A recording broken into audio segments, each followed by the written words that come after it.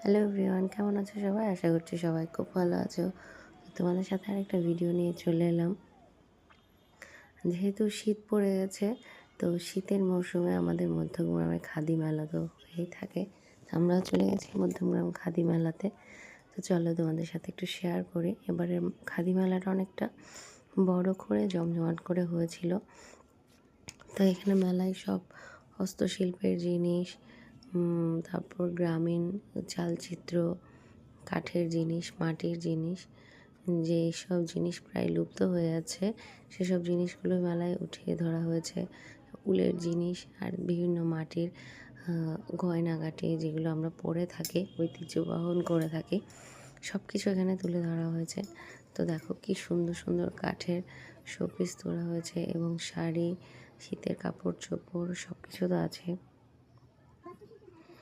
এই দেখো এখানে মাটির জিনিসগুলো খুব সুন্দর লাগছে, সাথে ফ্লাওয়ার ভাসগুলোর দোকান, আর এই যে কাঠের দোকান রয়েছে, সব কাঠের জিনিসপত্র। আর এখানে রয়েছে বেতের চেয়ার, সোফা, সব কিছু। দেখো বেতের এই ফার্নিচারগুলো আমার খুবই ভালো লাগে, দেখতে খুবই সুন্দর হয়। আর এখানে একটা সুন্দর মঞ্চ তৈরি করা হয়েছে যেখানে সাংস্কৃতিক অনুষ্ঠান হয়। এই দেখো বিভিন্ন রকমের শাড়ি, বিভিন্ন রকমের গায়ের শাল, সব কিছু এখানে ওঠানো হয়েছে। আর এই দেখো ফার্নিচারগুলো দেখতে খুব সুন্দর।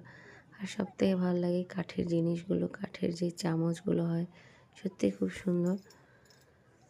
আর তার পাশে দেখো আরেকটা ছোট্ট মাটির জিনিসের দোকান, মাটির ছোট্ট ছোট্ট মূর্তি নিয়ে এই দোকানটা। দেখো ছোট ছোট মূর্তিগুলো দেখতে খুব সুন্দর লাগছে, বিভিন্ন ঠাকুরের মূর্তিও এখানে রাখা রয়েছে।